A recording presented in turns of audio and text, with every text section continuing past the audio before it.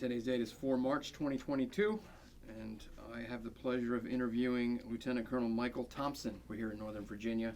And I'm talking to him about the flower ceremony that occurred last November at the Tomb of the Unknown Soldier. If you could just give me a little bit of background, what's your full name, where were you born, where did you grow up, that kind of thing. Yeah, I'm Lieutenant Colonel Michael Thompson. I'm the commander of 4th Battalion in the Old Guard. Okay. I was born in Indiana, but my dad was in the Army too, and I grew up, duty stations all over the world, from Germany all across the United States. Right. And then the longest I've ever lived in one place is the last couple duty stations that I've had here in the Washington, D.C. area. I've lived here longer than I've ever lived any place in my entire life. Okay, so do you call this home now? I do. You do? Yep. Okay. Where did you go to high school? I went to high school a couple of years over in Germany and a couple of years here in the D.C. area when my dad was stationed at the Pentagon. Okay. How about college? I went to West Point. West Point. Okay. Extracurricular stuff when you were in college, hobbies, anything like that? I've always been an avid skier. So in college I was on the ski team and I was a ski instructor. Okay. I played a little bit of intramural rugby. And other than that, I just tried to keep my grades up and stay out of trouble. Right. Fair enough. Have you ever been deployed anywhere, forward location? I have. I've been deployed to Iraq during Operation Iraqi Freedom, Okay. and then Afghanistan during Operation Enduring Freedom. Okay. And did you have a desire to come here with the Old Guard, or is this just where the Army said, hey, here's where you're going, or maybe a little bit of both? Yeah, so this is actually my second assignment here in the Old Guard. Both Okay. times I came here out of a desire to come to the unit. For me, the Army is all about who you work with, and I know the Old Guard is full of hand-selected, high-performing soldiers, just like the type of people that I want to be around. Right. So that's why you decided to come here the first time, and then I guess you had a good experience. Yes, I had a good experience, and for a command position like this, you don't necessarily get to completely choose, but you do submit preferences, and I was excited to find out that I was coming back here to the Old Guard. Okay. What was your involvement in the flower ceremony? So I was involved in the organizational level planning. Okay.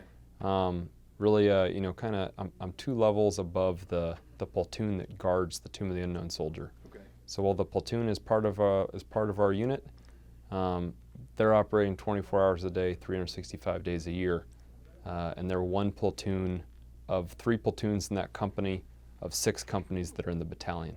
Okay. So from an organizational perspective, my staff coordinated with the cemetery staff to make sure that we were able to support the ceremony Right. the way it needed and deserved to be supported. Right.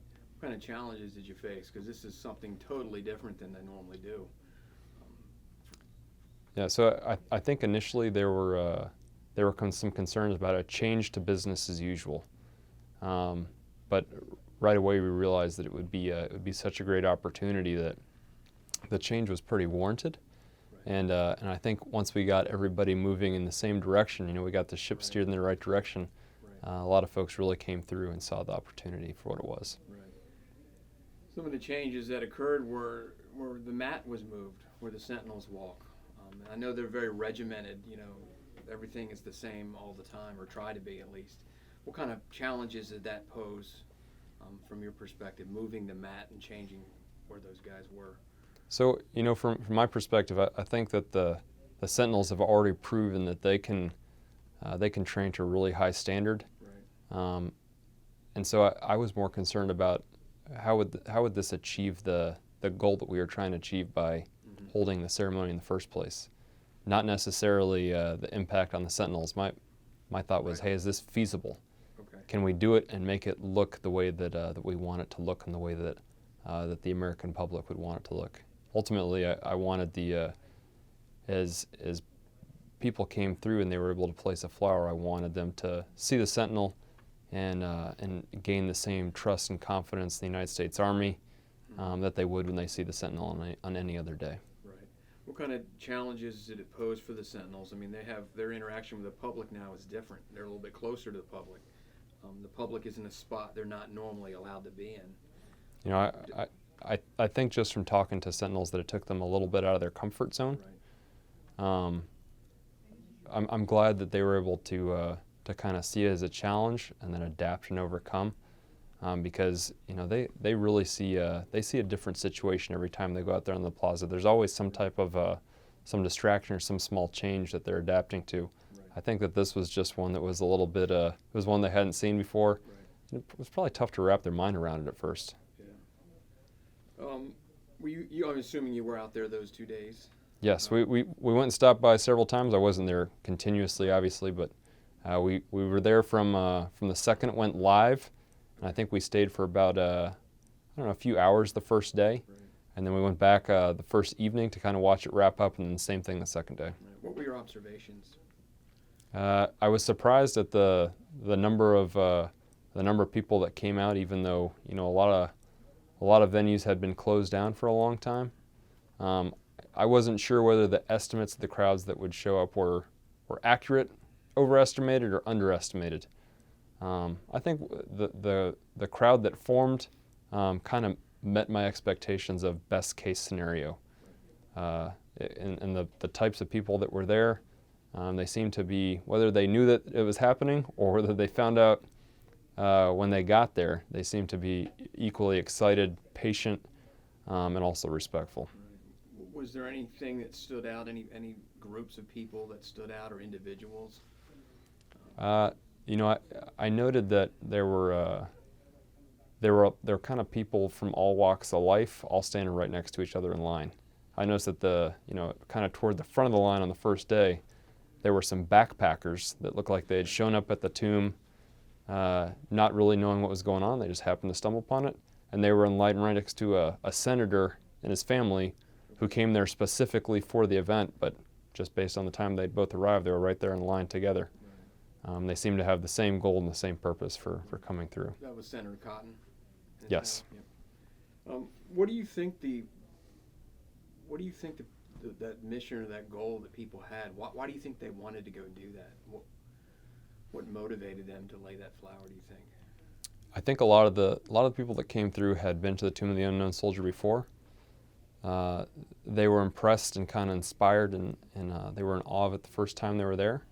And when they had the opportunity to go one step further, I've heard the term once-in-a-lifetime opportunity several times.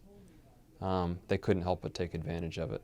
And a lot of folks, when they find out what I do and that the Tomb of the Unknown Soldier is part of our organization, part of our mission, they immediately kind of recount to me their experiences at the tomb. And kind of leading up to the flower ceremony, I had a lot of people tell me I'm planning on going to the tomb when they have the flower ceremony so that I can walk onto the plaza and lay rose the Tomb of the Unknown Soldier. Right. The Crow Nation Honor Guard was there. Did you get a chance to see any of that? I did. I saw it from a distance. Okay. What can you tell me about them? I thought it was a unique link back to an event in history that I wasn't as familiar with. I knew it had happened. I'd been into the memorial display room, and I had seen some of the artifacts in there, but I didn't know the full story. And actually, leading up to their ceremony there on the plaza, I did a little bit of extra research before I went down there, and I was surprised to learn some of the history that surrounded it. I thought it was a perfect event to spark off the occasion, and then I think that it kind of set the tone for the rest of those 2 days. With the technology that we have today, there probably will never be another unknown soldier. You could identify somebody from a fingernail, really. Do you think that the remains that are still there, that unknown soldier, of course we've already identified the Vietnam soldier, do you think that those are still relevant 100 years later? I do think so. I think that it's not necessarily the remains of those individuals that are buried out there on the plaza, but they're representative of a larger idea of others that are buried in other places, of other known and unknown soldiers that have made sacrifices on behalf of the nation, because that's what we as the American people asked them to go do, and they did it without hesitation. How do you think that those 2 days, how do they impact your dedication to the mission? You're already dedicated. I think it stiffened the resolve of a lot of soldiers in the unit. The soldiers down at the Tomb of the Unknown Soldier are reminded every day by the crowds they have coming through of the interest and support from the American public and really visitors from all over the world. But this was something different. This was something that was it highlighted to an even greater extent. Right. This is the one and only time they've done this. It's 100 years. Is this something, especially coming from someone who was part of the planning, you think this is something that should be a regular occurrence? Maybe not yearly, but certainly more than every 100 years? Yeah, I think so. I think it, I said before that it was a once in a lifetime opportunity. I think it should be something that those that didn't get an opportunity to do it this year, maybe they get an opportunity to do it again in the future. Right. And I think that picking a right time of year or a right anniversary to commemorate it, I think that's a great idea. Yeah. Did you get a chance to see all the flowers when they were laid out? I did. What did that mean to you? I think it helped put in perspective just how many people had come through, just the sheer quantity of those that not only thought it might be a cool idea to come, thought it might be something neat, thought it would be something beneficial to take their friends or family or kids to, but they actually made the time, they made the effort, bared the expense, stood in line, and you could see that with each one of those flowers that was laid there, all those people that had gone out of their way to visit during that one special opportunity. Yeah. What is that public outpouring of support for the military and for all those that have gone before you? Someone who's actually served in combat. What does that mean to you? The support that you get from the public, especially on a day like that.